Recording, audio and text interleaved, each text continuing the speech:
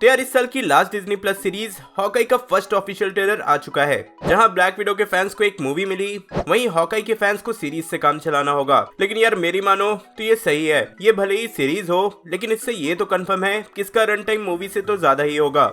And trailer देखने के बाद टू माई सरप्राइज इसमें कई सारे ईस्टर एग्स एंड रेफरेंसेस थे, जिसका ब्रेकडाउन करना भी बहुत जरूरी है। इसलिए चलो सीधे डुबकी लगाते हैं ब्रेकडाउन में।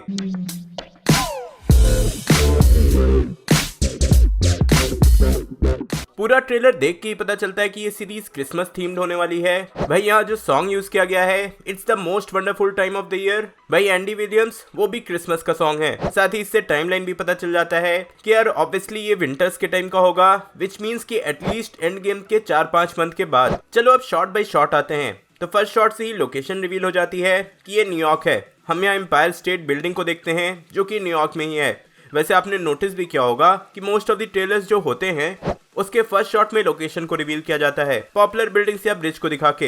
हॉकाई अपने तीनों बच्चों के साथ क्रिसमस वीक सेलिब्रेट कर रहा है, एंड ऑब्वियसली कई सालों बाद, कंसिडरिंग कि थैनोस के स्नैप से सब कोई 5 साल पीछे जा चुके हैं। चलो इन बच्चों से भी इंट्रोड्यूस करा देता हूँ। तो ये है कूपर बार्टन, ये है नथानियल बार्टन, एंड ये है लीला बार्टन। फन फैक्ट, लीला बार्टन को प्ले कर रही है एवा रूसो, जो कि जो रूसो की बेटी हैं। और हाँ, यहाँ ये रेस्टोरेंट देख के साफ पता चलता है कि ये कोई चाइनीज रेस्टोरेंट है। भाई ऐसे बर्तन वहीं यूज होते हैं। देन नेक्स्ट शॉट मिलता है ये, जहाँ हम देखते हैं रॉजर्स नाम का एक म्यूजिकल शो चल रहा है, बेसिकली कैप्टन अमेरिका का म्यूजिकल शो। अब देखो स्टीव रॉजर्स पे म्यूजिकल शो इसलिए बन रहा होगा क्योंकि एक टाइम पे जब कैप्टन अमेरिका की शुरुआत हुई थी तो स्टीव रॉजर्स भी म्यूजिकल शो करते थे, तो एक तरह से ये उनको ट्रिब्यूट है।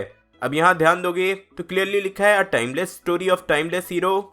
अब इस टैगलाइन से मुझे लगता है कि सब सोचेंगे कि यहाँ एंड गेम में जो स्टीव ने टाइम ट्रैवल किया था उसका हिंट होगा, बट ऐसा नहीं है। कैप्टन अमेरिका को टाइमलेस हीरो इसलिए बोला जाता है कि उसने वर्ल्ड वॉर 2 से लेकर New York battle, end game battle, ये सब लड़ा था।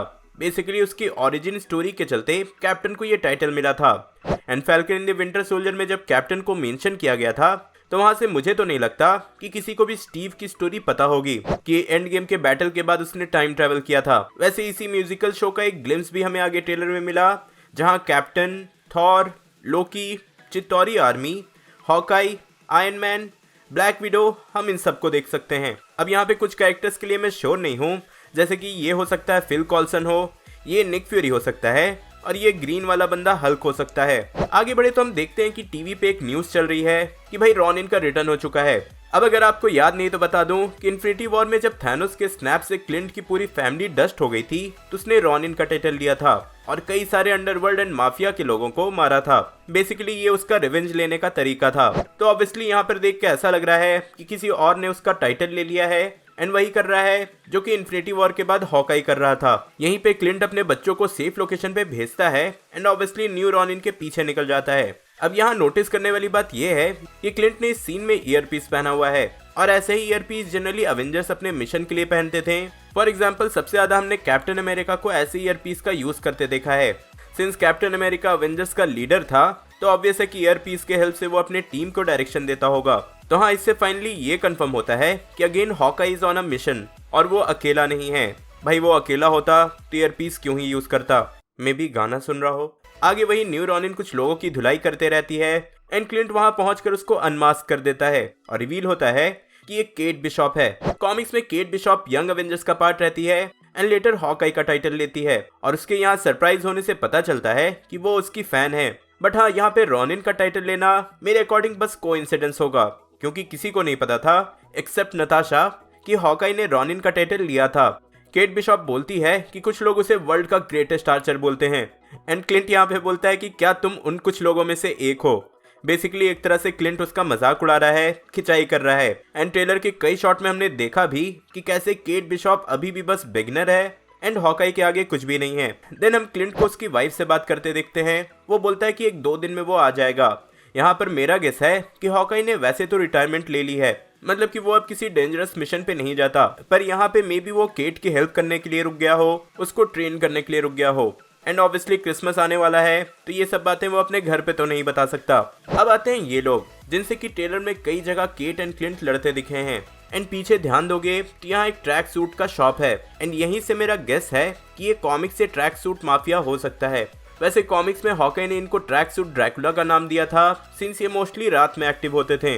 वैसे track suit mafia, Kate Bishop and Clint Barton की स्टोरी कॉमिक्स में भी कुछ ऐसी ही है। एंड वहाँ इस माफिया ने कैजी द क्लाउन नाम के एक असैसिन को हायर किया था क्लिंट को मारने के लिए। एंड इस सीरीज में भी एक्टर फ्राफी उसी क्लॉन काजी का रोल प्ले कर रहे हैं। वैसे यहाँ पे एक शॉप का नाम हरमन्स है एंड कॉमिक्स में हरमन जीमो बैरन जीमो का दादा था, तो हाँ ये एक अच्छा ईस्टर एग था। देन आगे कई सारे शॉर्ट्स में हम दोनों को ही एक एक्शन सीन में देखते हैं। मोस्टली इसे एक्शन तो नहीं, एक्शन कॉमेडी कह सकते हो, सेम ट्रैक सूट माफिया से पंगा लेते हुए। वैसे इस वाले सीन से मुझे आयरन मैन की फर्स्ट मूवी की याद आ गई थी जहाँ टोनी किडनैप हुआ था। खैर वहां तो टोनी को बचाने वाला कोई नहीं था, पर जैसे तैसे करके केट बिशॉप यहाँ पहुंच गई है, पर हाँ पता नहीं कौन किसको बचाएगा। देन है ये कैरेक्टर, ये है एलेनोर बिशॉप जिसे एक्ट्रेस वेरा फर्मिगा प्ले कर रही हैं, और ये केट बिशॉप की माँ है। फन फैक्ट, केट बिशॉप की माँ का फ्रेंड है स्वॉर्ड्समैन नाम का एक कैरेक्टर जो कि इस सीरीज में दिखेगा। एंड ये स्वॉर्ड्समैन हॉकाई का फॉर्मर टीचर है, तो हाँ कनेक्शन बहुत ही ऑसम होने वाला है और इससे लग रहा है कि कुछ मेजर ट्विस्ट आ सकते हैं। देन ये है lucky the pizza dog. Comics में ये डॉग ट्रैक सूट माफिया का था, बट क्लिंट के काइंडनेस के चलते ये उसकी साइड आ गया। गुस्से में माफिया के एक मेंबर आइवैन ने इसे गाड़ी के आगे फेंक दिया जिसमें इसकी एक आंख चली गई, तो वैसे ही कुछ शायद यहाँ भी देखने को मिले। फिर हम कुछ कॉस प्लेयर्स को देखते हैं। ऑब्वियसली ये लोग मार्वल का कॉस्प्ले नहीं कर रहे हैं, शायद गेम ऑफ थ्रोन्स का कर रहे होंगे। फिर हमें ये दोनों एक साथ दिखते हैं, सुपर हीरो लैंडिंग नहीं, सुपर हीरो पोज देते हुए। एंड ऐसे कई सिमिलर शॉट आपको कॉमिक बुक्स में भी मिलेंगे। तो हाँ अभी तक तो ऐसा लग रहा है कि ये सीरीज जितना पॉसिबल हो सकता है उतना कॉमिक्स एक्यूरेट रह रही है। फिर हमें दिखती है अलेक्वा कॉक्स की इको की कैरेक्टर, मतलब कि माया लोपेज। अब यहाँ इको को देखने से तो बस मुझे यही होप लग रहा है कि एमसीयू में जल्द ही डेयरडेविल की एंट्री होगी। वैसे फॉर योर इन्फॉर्मेशन, कॉमिक्स में ये कैरेक्टर डीफ है एंड सीरीज में इसकी जो एक्ट्रेस हैं अलेक्वा कॉक्स वो भी असली में डीफ हैं। अब यहीं पे एज ऑलवेज ट्रेलर का एंडिंग होता है एक फनी वे में, जहाँ केट क्लिंट के एरो में से एक एरो निकालती है। क्लिंट उसे दूसरा एरो देता है एंड बोलता है कि ये वाला बहुत ज्यादा डेंजरस था। एंड केट जैसे ही मारती है गाड़ी रोहित शेट्टी की मूवी की तरह उड़ जाती है। केट शॉक में चली जाती है, इससे भी डेंजरस दूसरे एरोज हैं। एंड इस शॉट के साथ ट्रेलर का एंड होता है। अब ये हॉकाई का सिग्नेचर मूव है जो कि हमने अवेंजर्स में भी देखा था। तो हाँ सिमिलर मूव केट बिशॉप को करते देखना, इसका मतलब ये हो सकता है कि सूनर और लेटर हॉकाई का मेंटल केट बिशॉप को मिल जाएगा। ओवरऑल ट्रेलर से तो बस यही रिवील हुआ है कि केट बिशॉप क्लिंट बार्टन की फैन है एंड क्लिंट अब उसे ट्रेनिंग दे रहा है एंड मे बी उसकी हेल्प भी कर रहा है। इससे ज्यादा तो कुछ पता नहीं चला।